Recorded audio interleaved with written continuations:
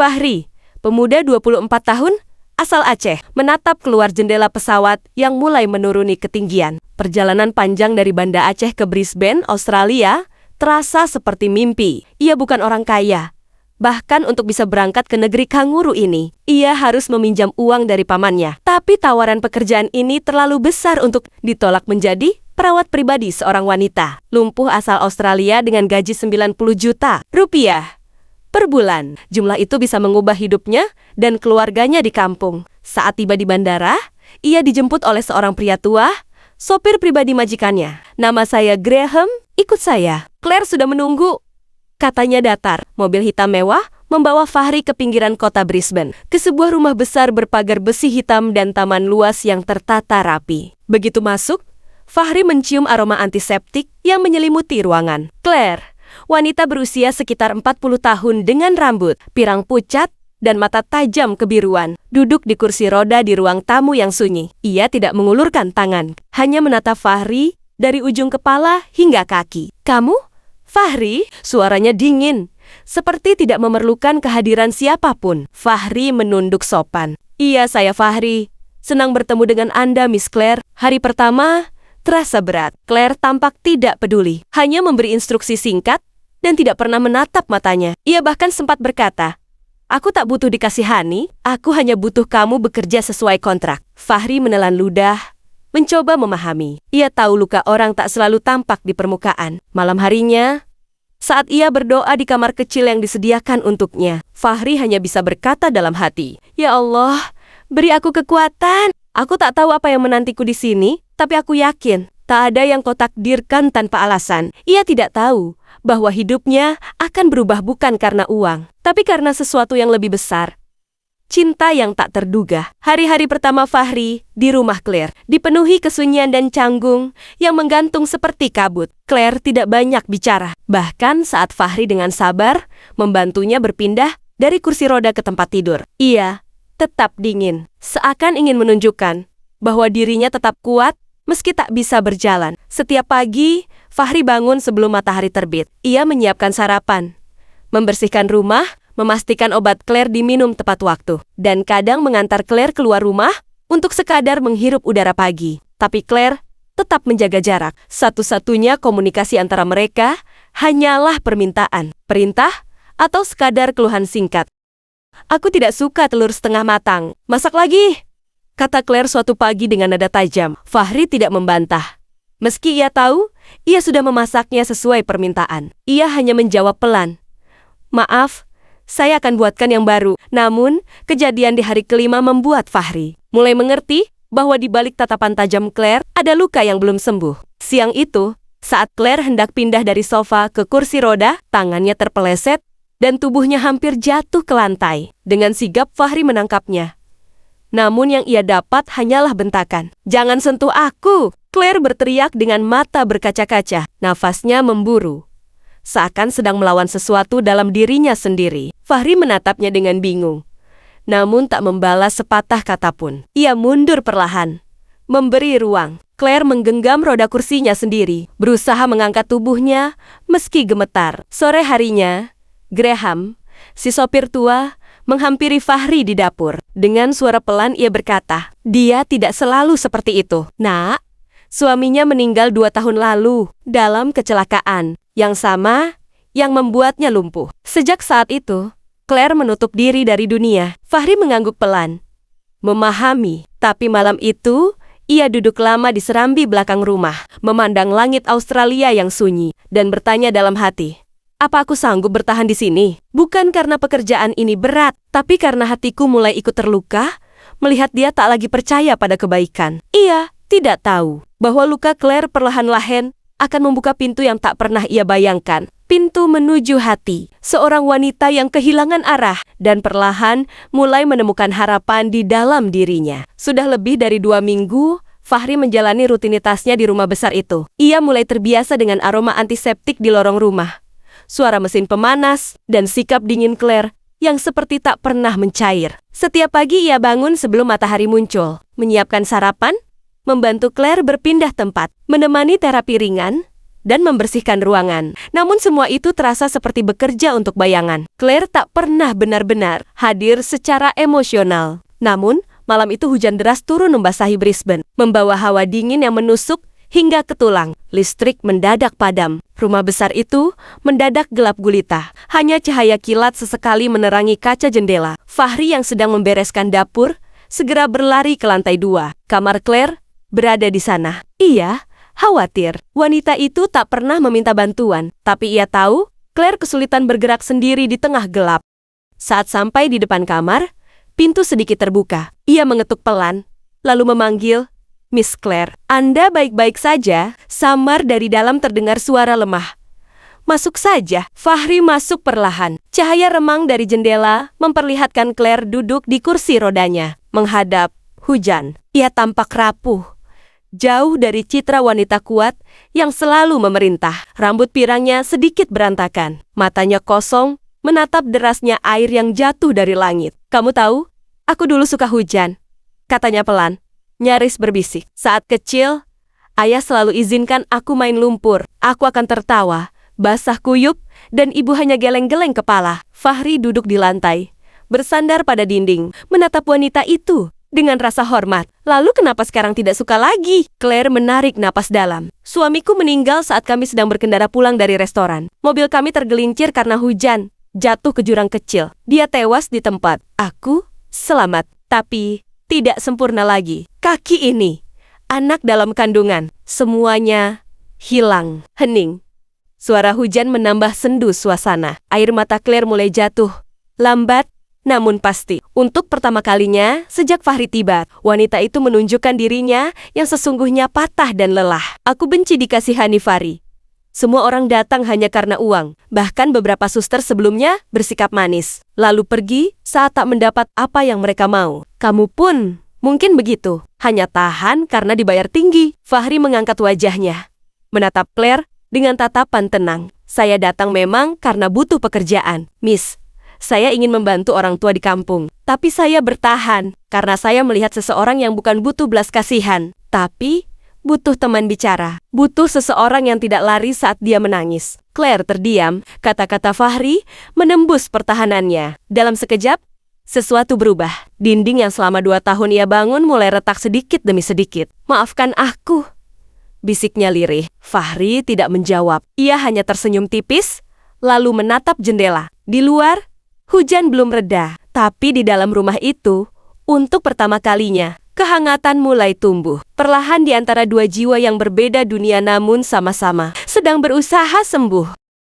Sejak malam hujan itu, suasana rumah Claire mulai berubah. Meskipun masih banyak jeda dalam percakapan, ada nuansa baru yang mulai tumbuh. Keheningan di antara mereka tak lagi terasa beku. Claire, meski masih tertutup, mulai mengizinkan dirinya berbagi hal-hal kecil dengan Fahri.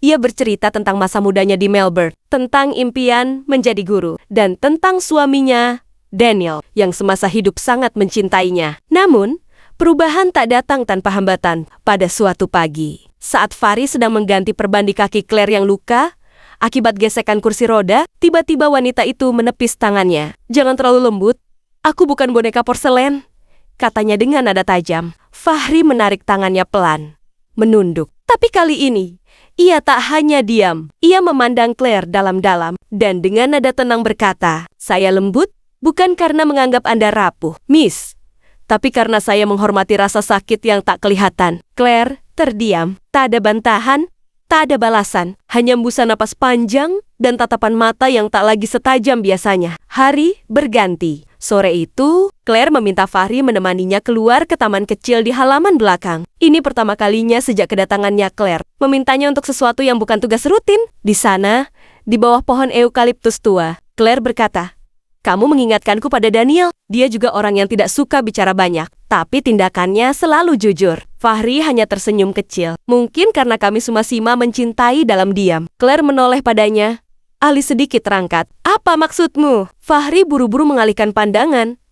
"Sedikit salah tingkah. Maksud saya, mencintai pekerjaan. Maaf jika terdengar aneh." Namun Claire tersenyum samar senyum pertamanya sejak mereka bertemu. Tapi ketenangan itu tidak bertahan lama. Malam harinya, Graham, Sopir tua yang sudah dianggap keluarga oleh Claire memanggil Fahri ke garasi. Dengan suara pelan ia berkata, "Hati-hati, nak. Claire bukan wanita sembarangan. Banyak pria yang jatuh hati padanya dulu. Dan banyak juga yang akhirnya terluka." Fahri mengangguk, mencoba memahami maksud Graham. Namun dalam hati, ia mulai gelisah. Apakah perasaan yang mulai tumbuh di hatinya adalah kesalahan? Apakah ia sedang melangkah ke arah yang hanya akan membuat luka baru? Baik bagi Claire maupun dirinya sendiri. Malam itu, sebelum tidur, Fahri menatap langit-langit kamar kecilnya. Suara jangkrik di luar menemani pikirannya yang berkecamuk. Ia tahu hubungannya dengan Claire mulai berubah arah, namun arah itu belum tentu diterima dunia. Dan di luar pintu kamarnya, Claire duduk sendiri di kursi rodanya, menatap tangannya sendiri yang mulai gemetar bukan karena lemah, tetapi karena takut. Ia takut. Hatinya yang dulu mati mulai berdetak lagi. Seiring waktu, hubungan antara Claire dan Fahri semakin akrab. Claire tak lagi menolak saat Fahri membantunya berpindah dari kursi roda ke tempat tidur. Bahkan, kadang ia melempar senyum kecil saat Fahri menyelipkan selimutnya di malam hari. Obrolan mereka pun mulai ringan tentang makanan, masa kecil, sampai kisah lucu di kampung halaman Fahri di Aceh. Namun, di balik semua itu, ada perasaan yang makin hari makin tumbuh tanpa disadari. Fahri mulai merasa ada degup berbeda tiap kali melihat Claire tertawa. Begitu pula Claire, yang makin terbiasa mencari keberadaan Fahri tiap pagi. Tapi keduanya diam, seakan takut bahwa kata-kata akan merusak segalanya. Hingga pada suatu siang, konflik itu benar-benar datang. Seorang wanita muda berambut pirang datang ke rumah. Namanya Lilian, keponakan dari mendiang suami Claire. Penampilannya modis dan sikapnya keras. Tanpa basa-basi, ia menatap tajam ke arah Fahri begitu bertemu di ruang tamu. "Kamu yang sekarang tinggal di sini?" tanyanya dalam nada curiga. "Pembantu atau pacar baru tanteku?" Fahri sedikit terkejut tapi menjawab sopan, "Saya perawat pribadi Miss Claire. Sudah hampir 2 bulan saya bekerja di sini." Lilian tertawa pendek, sinis. "Perawat? Sepertinya terlalu muda dan tampan untuk itu. Jangan sampai Claire jatuh cinta lagi ya. Kau tahu, dia terlalu sering terbakar oleh hatinya sendiri." Claire yang mendengar dari balik pintu segera menyahut, "Cukup, Lil. Jangan berbicara seperti itu di rumahku." Namun benih kecurigaan telah ditebar. Sejak kedatangan Lilian, Claire kembali berubah. Ia menjadi lebih pendiam, lebih menjaga jarak. Bahkan untuk hal-hal kecil, seperti meminta tolong mengambil selimut, ia memilih memanggil Graham. Fahri merasa bingung. Ia tak paham apa yang salah. Hingga suatu malam, Claire akhirnya bicara. "Aku tak ingin kamu disakiti oleh pandangan orang. Fahri, dunia tak akan mengerti. Seorang wanita lumpuh, janda, jatuh cinta pada pemuda dari negeri jauh." Fahri terdiam lama sebelum menjawab. "Saya tidak peduli pada dunia, Miss Claire. Yang saya peduli adalah Anda." Claire memejamkan mata. Kata-kata itu menyentuhnya, tapi ketakutannya lebih kuat dari harapannya. "Lebih baik kamu pergi, Fahri. Kita hentikan ini sebelum perasaan itu tumbuh lebih dalam." Fahri menatap wanita itu dalam-dalam. Matanya berkaca, tapi ia tahu, inilah kenyataan yang pahit. Cinta kadang harus diundurkan, bukan karena tak ada rasa, tapi karena dunia belum siap menerima dua hati yang berbeda. Malam itu, Fahri berkemas. Ia tak tahu kemana akan pergi, tapi ia merasa harus memberi waktu dan jarak. Sementara Claire duduk sendiri di balik tirai, memandangi koper Fahri yang menghilang di balik pintu. Untuk pertama kalinya setelah 2 tahun, air matanya jatuh. Bukan karena kehilangan masa lalu, tapi karena kehilangan harapan yang baru saja tumbuh. Sudah 3 hari sejak Fahri meninggalkan rumah Claire. Rumah besar itu kembali sunyi seperti dulu. Tak ada suara langkah lembut di pagi hari, tak ada teh hangat di taman belakang. Tak ada senyum tenang yang mengucap "Good morning, Miss Claire." Hanya ada suara kursi roda yang berdecit pelan, dan hati yang dipenuhi penyesalan. Claire lebih banyak berdiam di kamar, makan hanya setengah, tidur tak nyenyak. Graham, yang biasanya tak banyak bicara, akhirnya mendekat padanya siang itu. "Tuan muda itu, tulus Claire. Aku sudah lihat banyak orang datang dan pergi dari hidupmu, tapi yang ini, dia berbeda." Claire memalingkan wajah. Suaranya lirih. "Justru itu masalahnya, Graham. Dia terlalu tulus, dan aku terlalu rusak. Bukan kamu yang rusak." Graham menatapnya. "Kamu hanya belum memaafkan dirimu sendiri." Hari itu juga, diam-diam, Claire menyuruh sopirnya pergi mencari Fahri, tapi sulit alamatnya diformulir, hanya menunjukkan Aceh, Indonesia. Indonesia. Ia tak tahu bagaimana menghubunginya. Tak ada nomor ponsel, tak ada akun media sosial. Tapi takdir kadang punya caranya sendiri. Hari kelima, Claire yang sedang duduk di taman belakang mendengar suara pintu pagar dibuka dengan keras. Suara langkah tergesa-gesa mendekat, dan saat ia menoleh sanalah Fahri dengan wajah lelah, pakaian sedikit berdebu, dan napas tersengal. "Aku ke bandara, Claire," katanya cepat. "Tapi aku balik lagi. Aku nggak bisa tenang. Aku nggak bisa jauh dari rumah ini. Dari kamu." Claire menatapnya, bingung. Matanya mulai basah. "Aku bukan siapa-siapa, Fahri. Aku cacat. Aku tua. Kamu membuatku ingin menjadi lebih dari sekadar perawat," potong Fahri. "Aku nggak peduli kata orang, Miss Claire. Aku cuma peduli kamu dan hati kamu." Claire menangis. Tak kuat menahan. Ia memundurkan kursi rodanya dan berkata pelan, "Kalau begitu, datanglah ke sini." Fahri melangkah maju dalam pelukan pertama itu. Tak ada yang sempurna seorang wanita di kursi roda dan pemuda dari negeri jauh. Tapi justru di ketidaksempurnaan itulah cinta mereka menemukan tempat pulang. Namun, tak semua orang setuju. Keesokan harinya, Lilian kembali, dan kali ini dengan surat peringatan dari pengacara keluarga. Ia ingin mengajukan pemindahan hak pengawasan rumah, menuduh Claire sudah tidak sehat secara mental karena jatuh cinta pada pembantunya. Fahri dan Claire kini dihadapkan pada badai baru. Mereka harus memilih, menyerah pada tekanan keluarga dan masyarakat, atau melawan demi kebahagiaan yang tak biasa. Dan disinilah cerita mereka menuju akhir yang menegangkan karena cinta. Terkadang harus diuji dengan cara paling keras untuk bisa bertahan. 2 minggu berlalu sejak Lilian membawa ancaman hukum ke rumah Claire. Tekanan demi tekanan datang silih berganti. Media lokal mulai mencium kabar soal janda kaya lumpuh yang jatuh cinta pada perawat muda dari Indonesia. Claire tak keluar rumah. Fahri berhenti keluar ke kota. Mereka hidup di balik tirai dan sunyi. Namun cinta yang sudah teruji diam dan jarak kini sedang diuji oleh dunia. Suatu pagi, Claire mengajak Fahri duduk di taman belakang. Di tangannya, sebuah surat terbuka, surat dari pengacara keluarga yang menyarankan Claire untuk mundur dari pengelolaan harta atau berhadapan di pengadilan. "Aku lelah, Fahri," katanya lirih. "Lilian tak akan berhenti. Dunia juga tak akan berhenti berbisik soal kita." Fahri menatapnya. "Tenang, kalau memang harus pergi, biar aku yang pergi. Tapi aku ingin kamu tahu, aku datang ke Australia hanya ingin bekerja. Aku tak pernah merencanakan jatuh cinta, tapi itu yang terjadi. Dan aku akan menyesal seumur hidup jika membiarkanmu sendiri lagi." Claire menggenggam tangannya. Matanya menatap langit biru. "Aku juga takut kehilanganmu." Hari itu mereka membuat keputusan besar. Claire mengajukan permohonan kepada pengadilan untuk mempertahankan hak atas rumah dan hidupnya sendiri. Dalam sidang yang berlangsung tertutup, ia memberikan kesaksian penuh keyakinan. "Cacat fisik tidak membuat saya tidak waras. Cinta saya pada Fahri tidak membutakan saya, justru menyelamatkan saya." Media mengangkat kisah mereka. Dari kisah sensasional menjadi inspirasi. "Wanita kursi roda yang berdiri melawan stigma," tulis salah satu artikel. Beberapa bulan kemudian, keputusan pengadilan keluar. Claire menang. Ia tetap memiliki hak atas rumah dan hartanya. Lilian pergi, tak kembali. Dan di hari ulang tahun Claire yang ke-41, di sebuah taman kecil belakang rumah,